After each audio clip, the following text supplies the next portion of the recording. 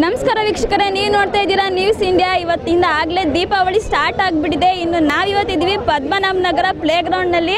ಇಲ್ಲಿ ಸಾಕಷ್ಟು ಮಳಿಗೆಗಳನ್ನ ಹಾಕಿದ್ದಾರೆ. ಇನ್ನು ಹಲವಾರು ವೆರೈಟೀಸ್ ಆಫ್ ಪಟಾಕಿಗಳನ್ನ ನಾವು ನೋಡ್ತಾ ಇದ್ದೀವಿ.